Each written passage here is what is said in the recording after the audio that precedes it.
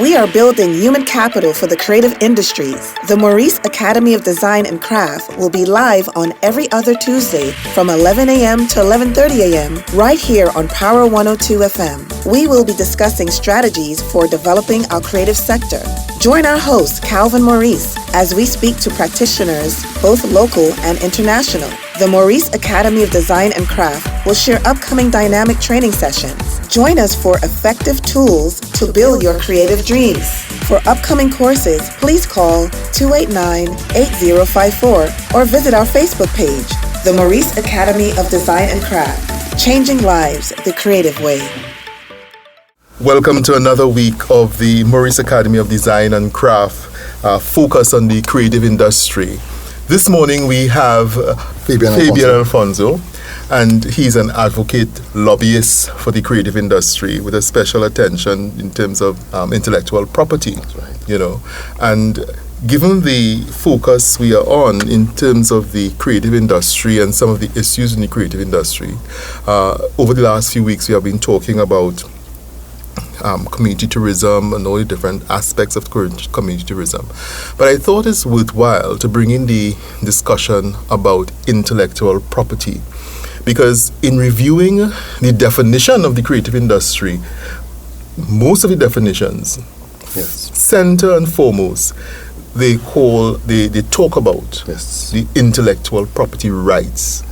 So Fabian, tell us something about yourself in terms of this advocate and lobbyist for the creative industry. Well, I am a staunch, passionate advocate for the rights of creatives. When we say creatives, I'm speaking about people who are involved in writing songs,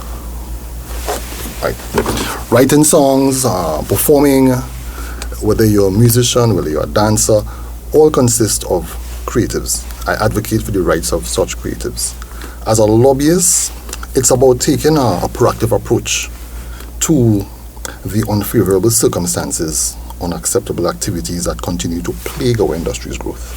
So I will continue to lobby for the appropriate ecosystem where creatives can really maximize their potential. As a practitioner, intellectual property rights practitioner, I think it's important that we take an approach of education, awareness, and outreach so that creatives could understand what their rights are. Oh, that's very interesting. Yes.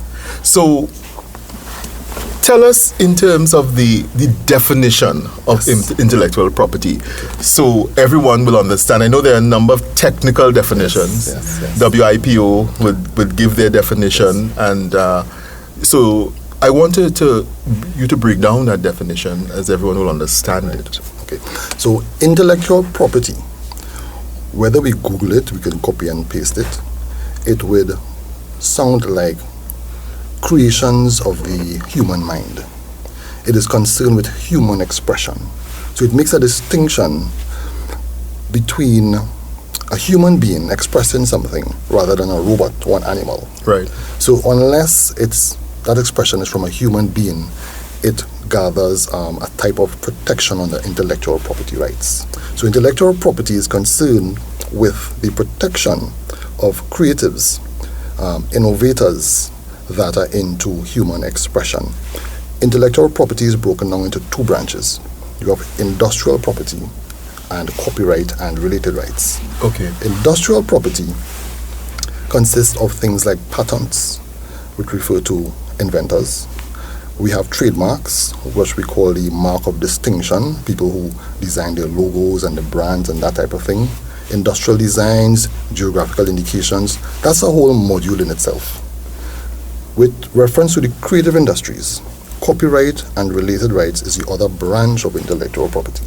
So copyright, broadly speaking, would refer to a certain category of creatives, where related rights would refer to an entirely different category of creatives who also perform or operate within the creative industries. So we have the music industry. Yes. And we have the handicraft industry. That's right. And designers. Yes.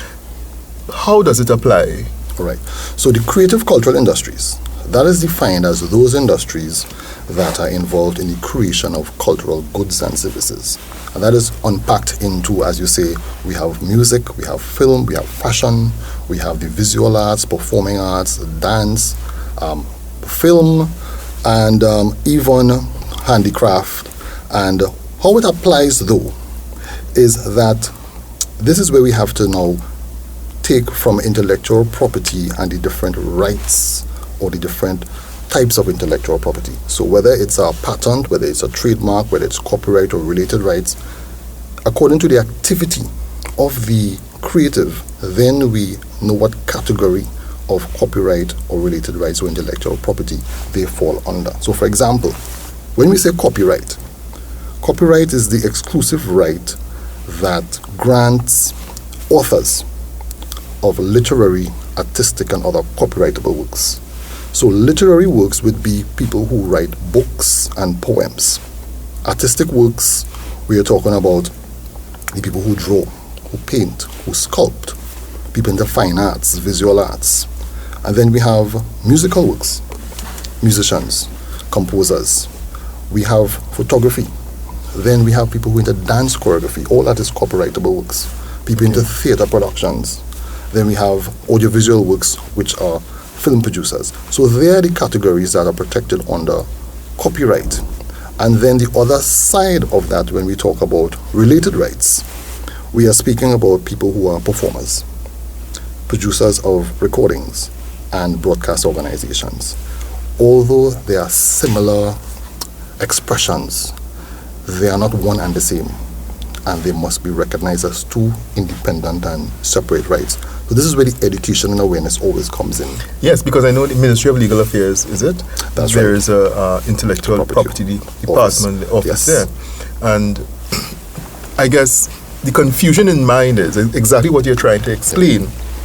How does it apply to me? How does it apply to the fashion designer, the handicraft worker, or the artisan, I should say? Yes. And the question is, when does it make sense to copyright? Yes. Okay, so someone who is doing a handicraft bracelet or something like that, it may not make sense to copyright that one piece because of the value that may be in that piece of item. When does it make sense to copyright? All right, I love that question, because copyright, you cannot copyright an idea. The expression of the idea is what is copyrighted. Right. And copyright is an automatic right. So in other words, if you have a group of students and you say, as an art teacher, I want everyone to draw or paint a picture of a man walking his dog, what you will find are different versions of a painting or a drawing of a man walking his dog. You may not find the same expression. So it is the expression that is copyrightable, not the idea. Right. So where does it make sense? Is once someone expresses something that is original, that is unique, it carries an automatic copyright. That's where it makes sense from. So what copyright does is now create this opportunity for this creative person to now make a living when that work is either monetized or commercially exploited. So it always makes sense from... Copyright is not concerned with the quality of the work. It's just concerned with how original... Intellectual property, right. Yes. I'm glad you brought up the whole conversation about schools. Yes. Because, in the creative industry, you have projects. Yes. And when I say projects within the environment of training and development. Right, yes. And then schools will say, they will say, well, this is my project. This is the assignment I gave you, And lovely, it's a lovely piece of work. So we will sell it.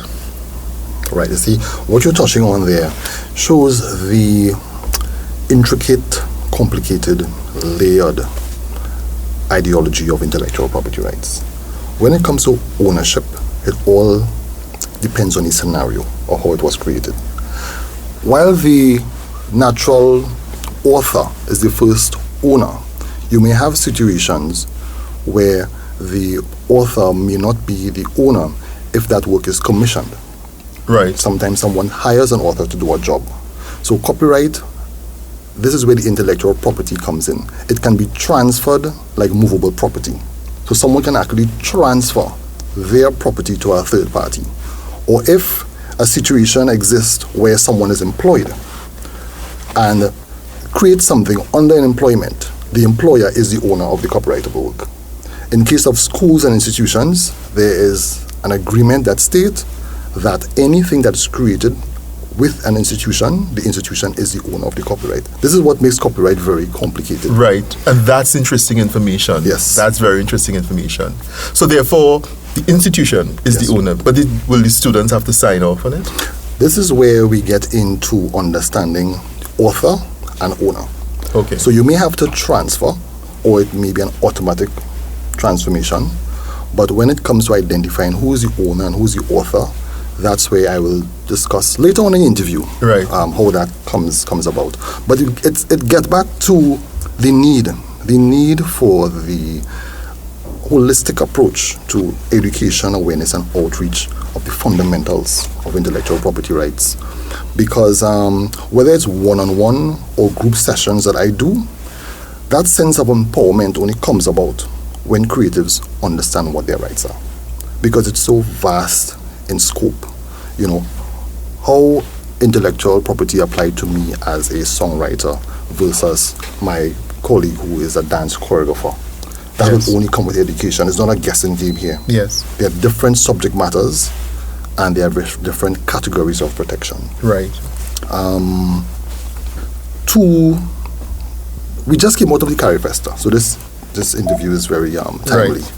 And Carry Festa has shown us that there are so many platforms to accommodate the collective creatives from Trinidad and Tobago.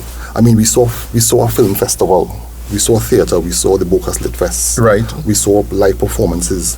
It was a Caribbean festival of arts, right? I am not saying that we missed the mark when it comes to protection of our intellectual property rights, but in terms of structure, anything to do with creative and creative works, a successful creative industry can contribute to our country's economic stability. And we have ministries, ministries with that mandate. So we have the Ministry of Trade and Industry. They deal with the mandate for investment and return on investment. But a successful creative industry can also contribute to our country's social stability, job creation. And I'm liking the programs with the Ministry of Community Development, right? Where there's the mentoring by the masters, cultural camps, technical camps. They are dealing with institutional capacity, training, skill sets, ensuring individuals are prepared to participate in our cultural and creative industries. And to take what you were saying earlier, the Ministry of Legal Affairs, what is their role? We're talking about a successful industry contributes to a collective intellectual assets of our country. That is where the I would say the collective value of our creative works lie. So are we talking about livelihood? Are we talking about the creatives getting a livelihood out of that arrangement? Right. That's right. So let's talk about that livelihood. Exclusive rights are further divided in, it's like an iceberg. What we see at the surface runs deep. Exclusive rights, an exclusive right is divided into an economic right and a moral right. The economic right is concerned with monetary gain for the creative. It is that right that creates the opportunity for a creative to financially benefit whenever his work is monetized or commercially exploited. It is like we say, love what you do and never work a day in your life. Right. So that economic right is now, or it connects to a business model known as a license. So whenever someone needs to use your work, they need to get permission, they need to get authorization, and that comes with a license. A license is defined as an agreement that has terms and conditions for the territory for use, the duration of use, and a cost. But I'm not stopping you there, but we see this working in music industry. Yes. Right? The copyright and IP arrangements working well in the music industry. Yes. Where else is it working in Trinidad? That's a good question. We have the legislative framework, and I'm very passionate about this area. We do not have the business model. Until we have a business model that will adopt the legislative framework that states creatives supposed to be financially compensated whenever their works are actually used. And there are many different uses. For instance, in the music industry, there is use for when your music is played outside of the family circle. That's called a public performance of a musical work. Whenever your music is broadcast over the radio, whenever it's called communication to the public, where is that paradigm shift from traditional play to now the internet streaming. Every creative is entitled to financial compensation, and that is the legislative framework. But where is our business model that states that?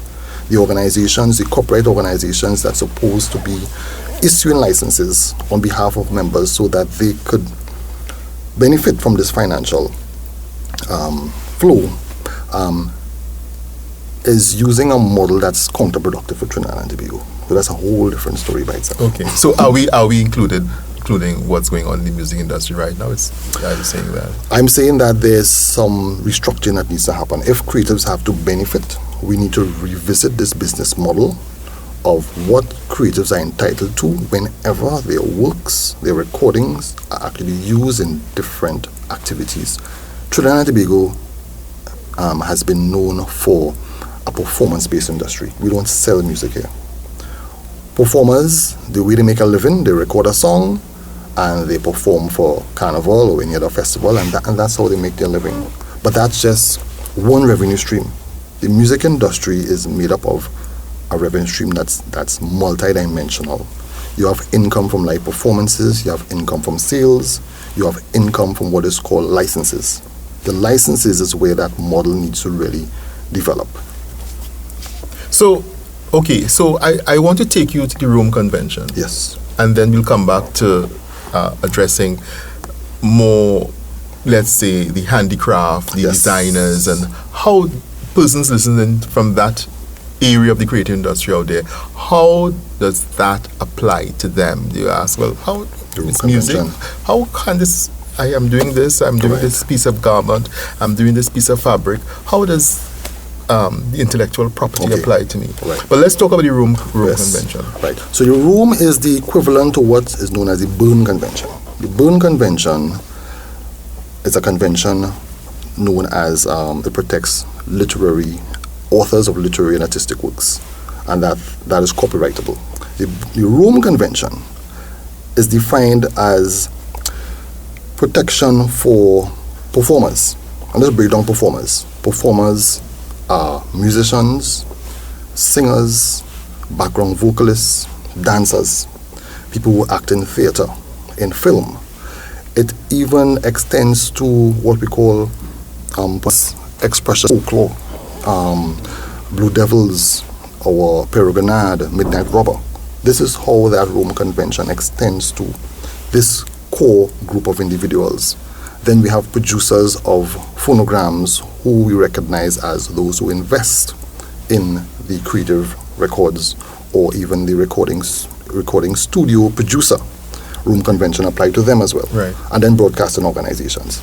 The difference here is that now we have a treaty that is linked to a right known as related rights or neighboring rights.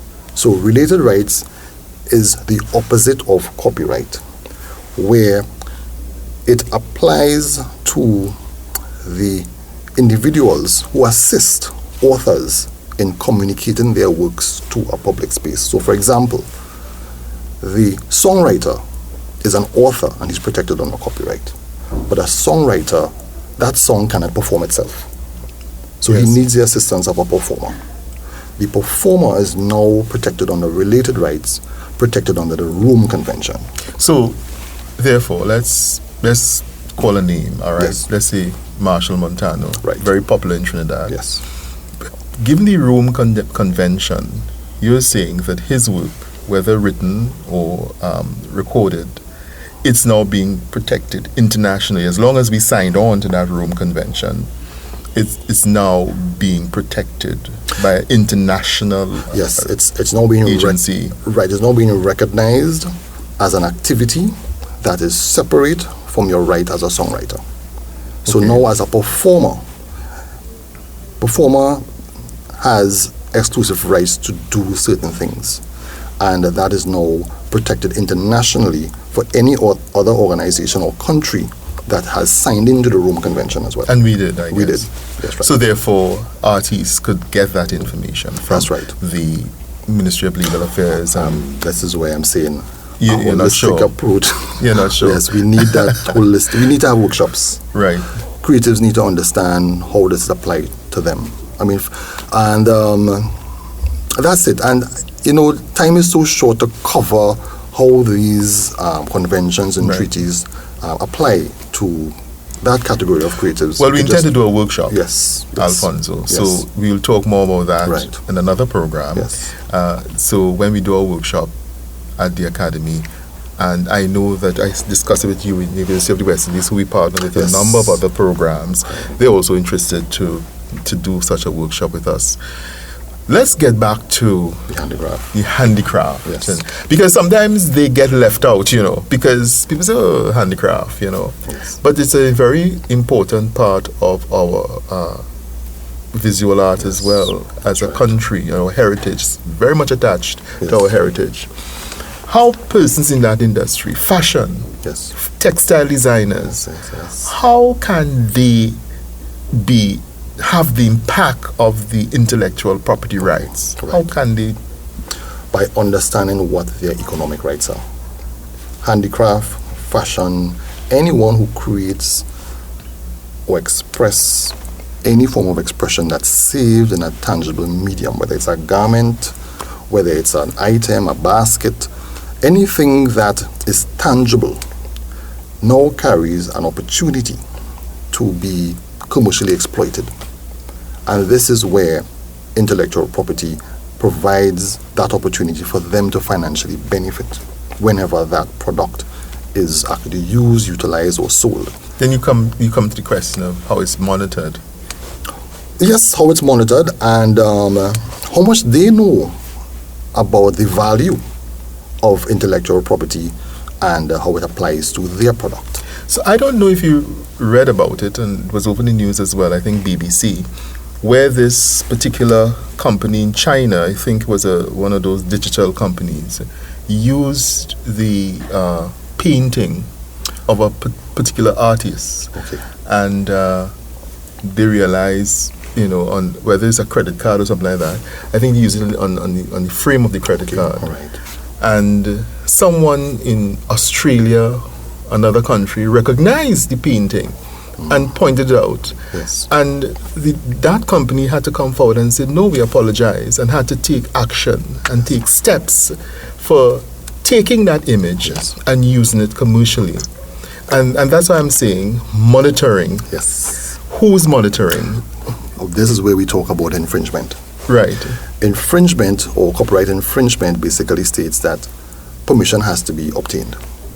If permission is not obtained or a license was not obtained, work out for a loss of income to the author. But it's also a breach and a violation of the author's right. In the Copyright Act, there's a provision for infringement, and believe me, it can be handled by civil litigation through the court, right, or through the TTPS. We have to. The TTPS. Yes, the Trinidad and Tobago Police Service. You're right. So because copyright, it's theft, and it's recognized as a breach of someone's right where permission has not been granted, and there are provisions within the Copyright Act that the members of the police service can take action. Right. I thought you said TTBS. Oh, sorry, how TTBS. Yes. So right. TTPS. Yes. So that's very interesting, yes, because we do have the infrastructure. We yes, do have the mechanism, yes, to treat with these types of infringements. Yes. That's what I'm saying, that we have to reach the point where the Trinidad and Tobago Police Service officers are trained enough that any creative that is a victim of copyright theft can walk into a police station and say, I have been violated, and then the police can take action. Unfortunately, we are getting there. But you have to provide documentation, won't you? Yes, we have to provide documentation. At the same time, yes, it's a process. Right. It's a process. That's what I'm saying. It's a work in progress. Right. But it's important that there's a provision there. Provision for someone supposed to be policing it, pun intended. Right. All right, because it's protected works. All right, it's not free unless the copyright has expired. Then it's in the public domain and anyone can use without permission. And then the feeling out there is, why bother?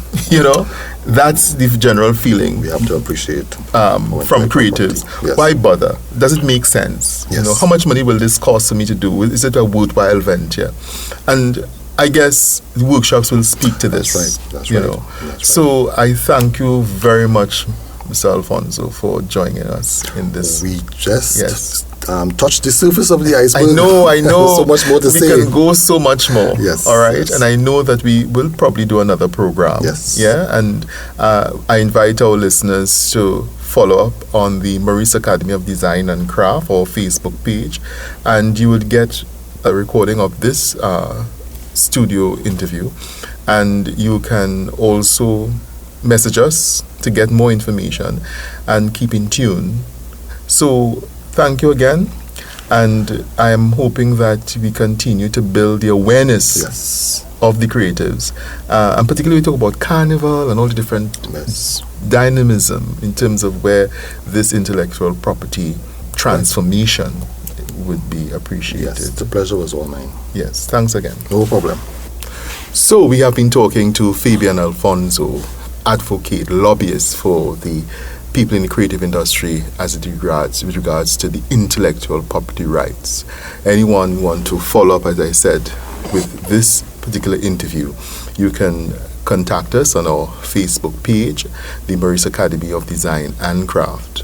We also invite you to stay tuned and look at some of our programs offered on our Facebook page for creatives in regards to balloon artistry, flower designs, paper flower wall making, all the things that you would desire to do as a creative and never really got involved to do it.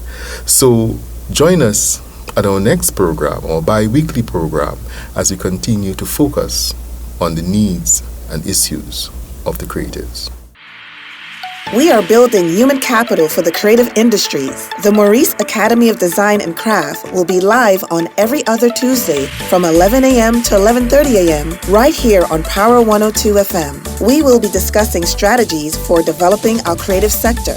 Join our host, Calvin Maurice, as we speak to practitioners, both local and international. The Maurice Academy of Design and Craft will share upcoming dynamic training sessions. Join us for effective tools to build your creative dreams. For upcoming courses, please call 289-8054 or visit our Facebook page, the Maurice Academy of Design and Craft, changing lives the creative way.